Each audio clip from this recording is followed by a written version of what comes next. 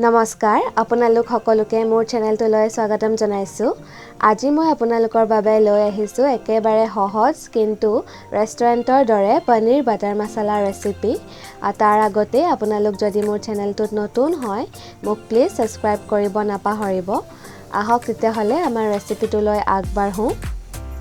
প্ৰথমে মই কেৰাহীখনত 2 চামুচ ৰিফাইন তেল দিছো। তাতে মই 1 চামুচ বাটাৰ দি দিছো। বাটাৰখিনি পাছতে দিব, প্ৰথমে দি দিলে বাটাৰখিনি জ্বলি যাব নহলে। তাৰ পাছত মই 5টা লং দিছো, 5টা সৰু ইলাইচি দিছো আৰু এটুকুৰা ডালচেনি দিছো। এইখিনি মই অকমান দেৰি ভাজিম যেতিয়ালৈকে ইয়াৰ গোন্ধটো ওলাই নাযায়।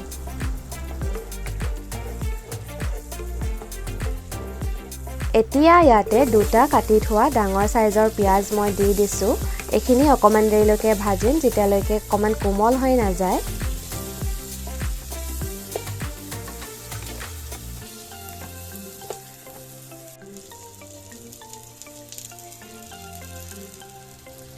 আমাৰ পিয়াজখিনি কোমল হৈ গ'ল। এতিয়া মই ইয়াতে 3টা মিডিয়াম সাইজৰ বিলাহী কাটি কিনে দি দিছো।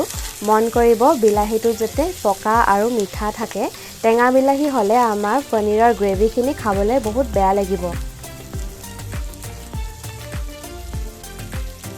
এতিয়া মই ইয়াতে 15-20টা মান কাজু দি দিছো। কাজুখিনি দিয়াৰ আগতে মই গৰম পানীত 5 মিনিটৰ কাৰণে তিয়াই থৈ দিছিলো। অকমান দেৰি ভাজিম, তাৰ পাছতে অকমান পানী দি কিনে ধুনীয়াকৈ সিজিবলৈ দিম।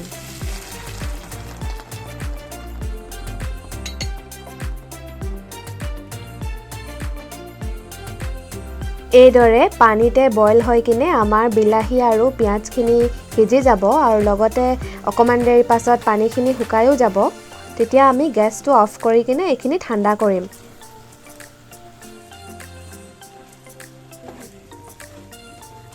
এয়া আমাৰ বিলাহীখিনি সিজি গৈছে। এতিয়া আমি গেছটো অফ কৰি ল'ম আৰু এইখিনি ঠাণ্ডা কৰিম। ঠাণ্ডা হোৱা পাছত আমি মিক্সিত পিচি কিনে এটা পেষ্ট বনাই ল'ম।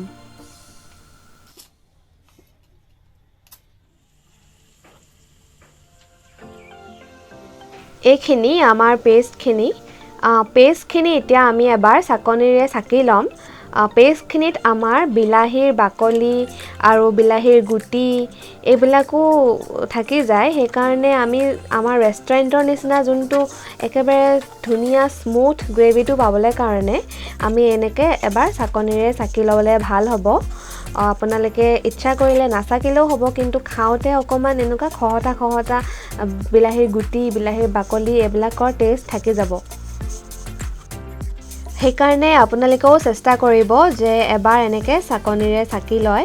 এয়া চাওক কিমান গাল বিলাহীৰ গুটি আৰু বাকলি থাকি গৈছে। মই মিক্সাৰ গ্ৰাইণ্ডাৰটোত অকমান পানী দি কিনে সেইখিনিও দি দিছো যাতে অকমানো নষ্ট নহওক।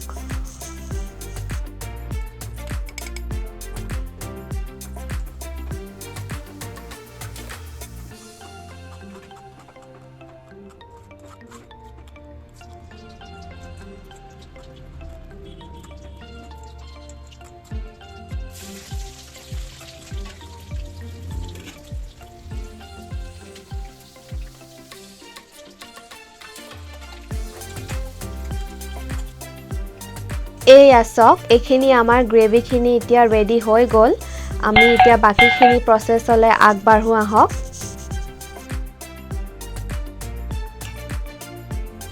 এতিয়া মই কেৰাহীত 1 চামুচ তেল দিছো। তাৰ পাছত মই দিম অকমান বেছিকৈ বাটাৰটো মই প্ৰায় 2 চামুচৰ জোখৰ দিছো, কিয়নো আমি বনাইছো পনীৰ বাটাৰ মছলা আৰু ইয়াত বাটাৰ টেষ্টটো বেছিকৈ হ'বই লাগিব। লগতে মই দিছো 1 চামুচ আদা নহৰুৰ পেষ্ট। এইখিনি মই অকমান দেৰি ভাজি ল'ম যেতিয়ালৈকে আদাৰ কেঁচা গোন্ধটো নাইকিয়া হৈ নাযায়। তাৰ পাছত আমি মছলা দিম।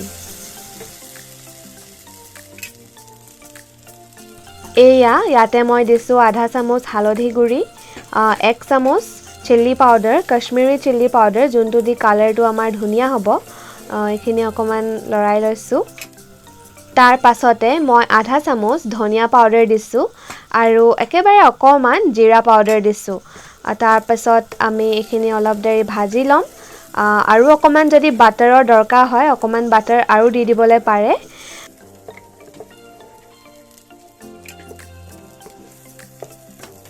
মই আৰু এটুকুৰা বাটাৰ দি দিছো। এই বাটাৰখিনি গলাৰ পাছতে মই আমাৰ গ্ৰেভিখিনি ইয়াতে দি দিম মন কৰিব যেতিয়া মছলাখিনি দিব আপোনালোকে গেছৰ ফ্লেমটো একেবাৰে কমাই থব নহলে আমাৰ মছলাখিনি জ্বলি যাব এয়া এতিয়া আমি আমাৰ গ্ৰেভিখিনি দি দিছো গ্ৰেভিখিনি অকমান আমি ধুনিয়াকৈ মিক্স কৰি দিম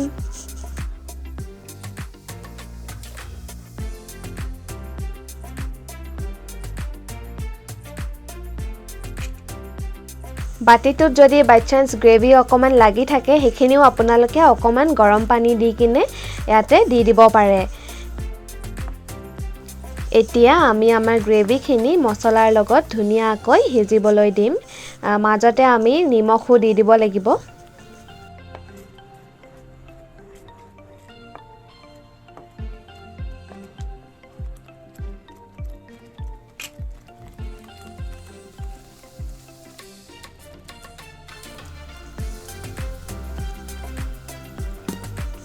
এয়া মই ইয়াতে নিমখ দি দিছো আপোনালোকেও নিজৰ সোৱাদ অনুসাৰি নিমখ দি দিব আমাৰ গ্ৰেভিখিনি প্ৰায় হিজা নিচিনা হৈছে আপোনালোকে দেখা পাইছে তাকে তেলবোৰ অকমান উলাই পৰিছে এতিয়া আমি ইয়াতে আমাৰ অকমান একেবাৰে এক সেকুত মই চেনি দি দিম চেনি দিলে কি হ'ব আমাৰ যোনটো গ্ৰেভিটো হয় তাৰ টেষ্টটো একেবাৰে পাৰফেক্টলি বেলেন্স হৈ যাব আৰু এনেও আপোনাৰ পনীৰ বাটাৰ মছলাৰ অকমান মিঠা এটা সোৱাদ থাকে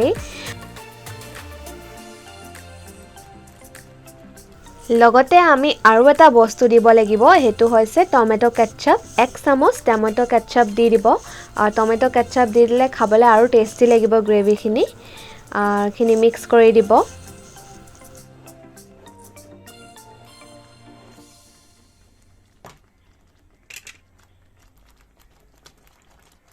এতিয়া আমাৰ গ্ৰেভিখিনি ৰেডি হৈ গল যেতিয়া মই পনীৰৰ কিউবছখিনি এড কৰি দিছো ইয়াতে মই আমুলৰ মলাই পনীৰ ইউজ কৰিছো খাবলৈ বিৰাট সফট পনীৰখিনি এতিয়া আমি হিজাব লাগিব মই অকমান পানী দি কিনে হিজাম পানী দি দিলে মানে পনীৰত আমাৰ গ্ৰেভিৰ ৰসখিনি ধুনিয়াকৈ হুমাই যাব পানী দি কিনে অলপ দেৰি উতলাই ললে হৈ যাব বেছিও পানী দিয়া নাই কম পৰিমাণতে দিছো আৰু এই পানীখিনি পাছতকৈ অকমান হুকায়ো দিম কাৰণ মোক গ্ৰেভিখিনি ডাঠে লাগে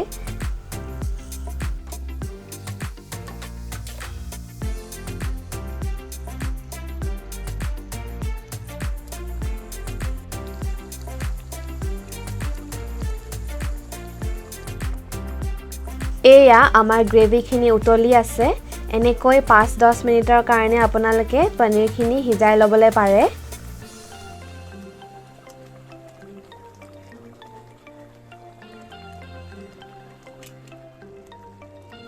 লাষ্টত আমি দিব লাগিব অকমান ফ্ৰেশ ক্ৰীম আপোনালোকে এতিয়া দিলেও হ'ব নহলে যেতিয়া খোৱাৰ আগত সাৰ্ভ কৰোতে দিলেও হ'ব মই এতিয়া অকমান দিছো আৰু পাছত সাৰ্ভ কৰোতে দিম এয়া আমাৰ পনীৰ বাটাৰ মছলা ৰেডি হৈ গল আপোনালোকে অকমান ধনিয়া পাত মিহিকে কাটি কিনে দিব পাৰে এইখিনি সময়ত মই নিদিও এয়া বলক আমাৰ পনীৰ বাটাৰ মছলাখিনি সাৰ্ভ কৰো এয়া মই সাৰ্ভ কৰি দিছো চাওক দেখিবলৈ কি ধুনিয়া আৰু খাবলৈও বহুত টেস্টি আৰু বনাবলৈও একেবাৰে ইজি আপোনালোকৰ পৰিয়ালৰ বাবে আপোনালোকৰ স্পেশাল গেষ্টৰ বাবে এনেকৈ এই ৰেচিপিটো এবাৰ বনাই ট্ৰাই কৰি চাব আপোনালোকে এটো ৰুটি লগত পৰাঠা লগত নান লগত বা ৰাইসৰ লগত সাৰ্ভ কৰিব পাৰে এবাৰ হলো বনাই খাই চাব বিৰাট ভাল পাব মোৰ ভিডিওটো যদি চাই ভাল পালে আপোনালোকে মোৰ চেনেলটো সাবস্ক্ৰাইব কৰিব নাপাহৰিব মই আৰু ধুনিয়া আৰু ইজি ৰেচিপিজ আপোনালোকৰ লগত শেয়াৰ কৰি থাকিম মোৰ লগত কানেক্ট হৈ থাকিবলৈ কাৰণে প্লিজ সাবস্ক্ৰাইব কৰি লব আৰু বেল আইকনটো ক্লিক কৰিব নাপাহৰিব আজিৰ ভিডিওটো চোৱাৰ বাবে বহুত ধন্যবাদ তেতিয়াহলে আকৌ লগ পাম আজিলৈ আহিছো